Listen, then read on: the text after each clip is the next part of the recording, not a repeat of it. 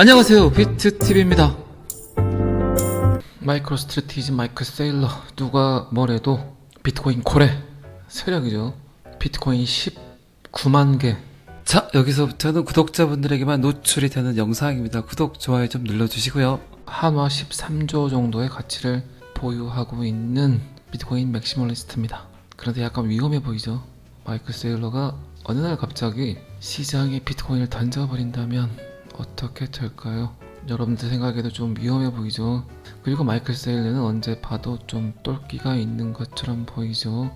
어느 순간 기분이 나쁘다고 비트코인을 던져버리면 시장의 충격은 꽤 클 거라고 생각을 합니다.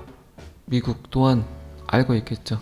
최근까지 계속해서 마이클 세일러는 비트코인을 매집을 했고, 오늘 또 마이클 세일러는 비트코인 무한정 사겠다, 비트코인 기관급 자산으로 성장하겠다고 얼음장을 놨습니다. 그리고 부자 아빠 가난한 아빠 저자 로버트 키요사키, 비트코인이 몇 달 안에 10만 달러를 가게 될 것이다. 그리고 비트TV는 그렇게 이야기를 했죠. 반감기 전에 16만 달러까지 갈 것이다. 한화 2억 정도까지 상승하게 될 것이다 라는 이야기를 했죠. 제가 이야기하는 건 별 의미가 없죠. 그런데 이렇게 누가 보더라도 반미, 반정부적 생각을 가지고 이야기를 하는 인플루언서 로버트 키요사키, 마이클 세일러, 미국 눈에는 충분히 눈에 넣으면 아플 것 같은 이런 애들이 계속해서 커뮤니티를 통해서 그들의 생각을 이야기하고 있습니다. 그런데 요새는 가끔, 아주 가끔 그런 생각을 합니다. 마이클 세일러가 왠지, 로버트 키요사키가 왠지 미국이란 거대 기업, 그 기업에 비트코인을 파는 바지 사장들이 아닌가라는 생각을 아주 조금 조심스럽게 슬며시 하고 있습니다. 그렇지 않고서야 어떻게 이렇게 계속해서 그들은 미국을 대놓고 씹고 비트코인만 사랑할 수 있을까요? 항상 시장에 나오는 데이터를 반대로 보는 트레이닝이 저는 돼 있는 것 같아요. 호재를 악재로 보는, 악재를 호재로 보는. 그리고 가장 중요한 게, 어쨌든 제 입장에서는 모든 데이터를 객관적으로 봐야 되겠죠. 누구의 눈치 보지 않고 누구의 이해관계도 없이 객관적으로 보는 연습을 해야만 시장이 제대로 보이겠죠. 마이클 세일러가 거의 그레이스케일급, 블랙록급 비트코인 보유, 실제 비트코인을 보유하고 있는 거죠. 그런데 지금 자산운용사들이 파는 ETF는 실제 비트코인은 아니죠. 그래서 그 가치가 더더욱 크게 보이죠, 여러분들 생각에도. 그리고 얼마 전 마이클 세일러는 그런 얘기를 했어요. 비트코인은 아날로그 자본이 디지털 자본으로 전환되는 것이다. 단순한 금융 차원의 진화가 아니다. 21세기를 살면서 부를 보존하기 위한 가장 큰 행위일 수 있다. 그리고 비트코인은 자본 보존 및 가치 상승을 위해 전례 없는 기회를 수많은 소비자들에게 제공한다. 과거 록펠러가 석유를 통해 에너지 소비를 재정의하는 데 중추적인 역할을 했듯이 비트코인 또한 디지털화 개혁에 중요한 역할을 할 것이다. 디지털 시대의 비트코인은 새로운 형태의 에너지이자 전 세계에서 가장 강력한 컴퓨팅 네트워크로 구동되는 디지털 자산이다라고 이야기를 했습니다. 분명히 로버트 키요사키가 보는 비트코인과 다른 관점을 갖고 있죠. 마이클 세일러는 레거시 금융, 전통 금융, 진보하지 않은 금융을 비트코인 금융으로 전환시키는 노력을 하는 것처럼 보이고, 로버트 키요사키는 대놓고 연방준비제도보다 비트코인을 더 신뢰해야 된다는 표현을 하고 있습니다. 충분히 미국 입장에서 봤을 때는 양쪽 다 그렇게 좋아 보이진 않을 거예요.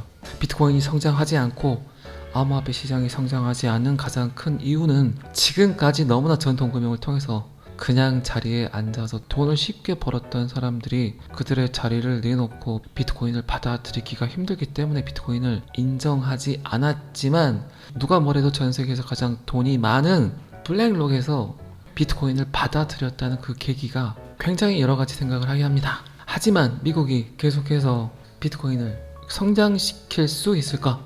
블랙록을 통해서 비트코인을 좌절시키지는 않을까? 암호화폐 채널을 운영하는 크리에이터 입장에서 참 요새는 비트코인을 이해하기가 굉장히 힘들어져 버렸죠. 지금은 어쨌든 철학적인 이해보다 사회학적 이해가 필요한 시기이기 때문에 더더욱 그러겠죠.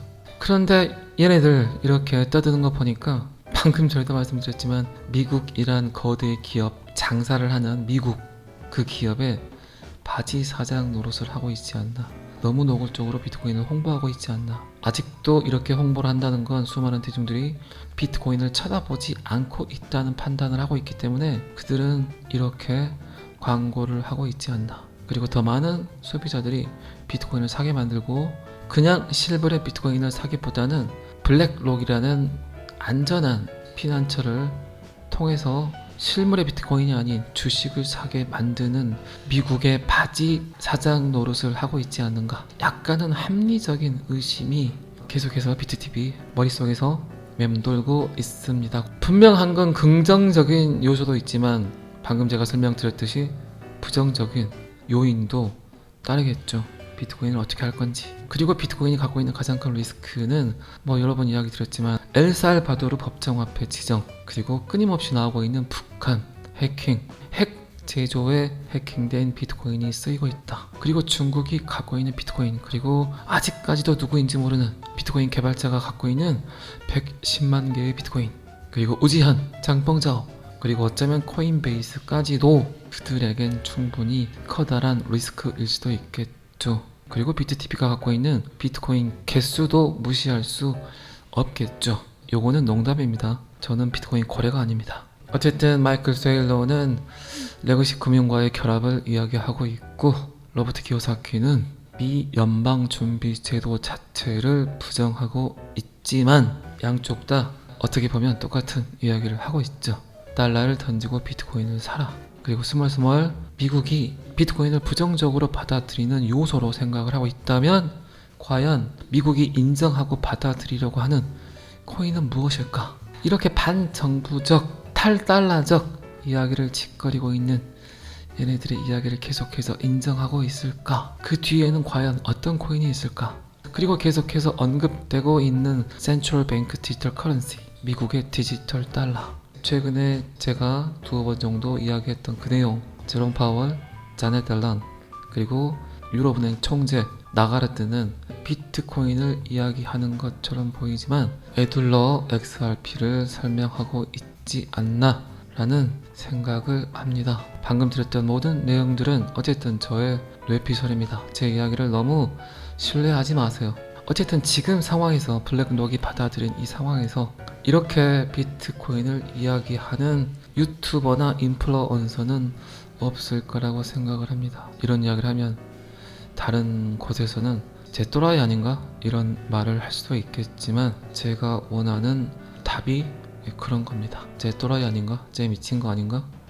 왜 저렇게 생각을 하지? 결국 그런 답변들을 많이 들으면 들을수록 그게 꼭 팩트가 되고 현실이 되더라고요. 어쨌든 마이클 세일러는 비트코인 현물 ETF를 통해서 투자자들이 직접 비트코인을 구매하고 소유하지 않고도 비트코인에 투자할 수 있다고 긍정적으로 평가를 했고, ETF 승인이 더 많은 기관의 채택을 촉진하고 비트코인 및 기타 디지털 자산으로 상당한 자본 유입을 이끌 전망이라고 이야기를 했습니다. 하지만 전쟁이 난다면, 그리고 블랙록이 파산을 한다면, 미국 국가 부도가 난다면 그들이 투자했던 비트코인 ETF가 제대로 보존될 수 있을까요? 그런 이유 때문에 비트코인이 나온 거죠. 은행에 돈을 맡겼는데 은행이 잘못된 대출을 해주더라. 땅값 오른다고 집값 오른다고 지나가는 똥개에게도 대출을 해주더라. 나는 그게 싫다. 그렇기 때문에 나는 비트코인을 만들겠다라고 사토시 나카모토는 비트코인을 개발했는데 15년이 지난 지금 와서 보니까 또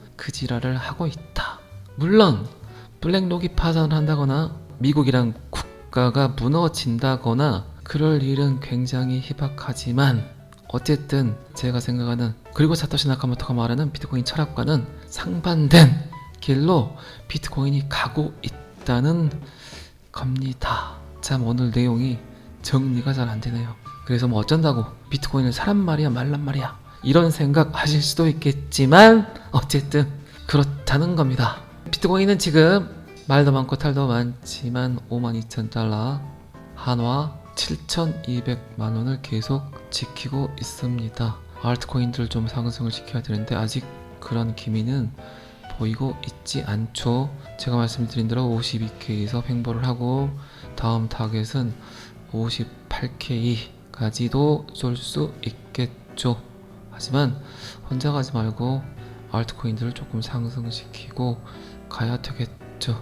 그게 맞을 겁니다. 어쨌든 2024년은 비트코인 반감기이기도 하지만 메이저 알트코인들의 불장이 오지 않을까 생각을 합니다. 괜히 똥코인 잘못했다가 탈출 못하는 그런 우를 범하지 마시고, 될 수 있으면 비트코인, 이더리움, XRP, 에이다 그 외에 시총 20위권 안에 있는 코인에 투자하시기 바랍니다. 자, 이 기사는 여기까지만 보겠습니다. 자, 빵형, 최근 블룸버그 인터뷰에서 최근 말도 많은 XRP ETF에 대해서 언급을 하고 있습니다. 저는 개인적으로 안 했으면 좋겠다는 생각을 했는데, 빵형은, 브래드 갈링하우스는 대놓고 땡큐라고 표현을 하네요. 우리는 확실히 그것을 환영할 것이다.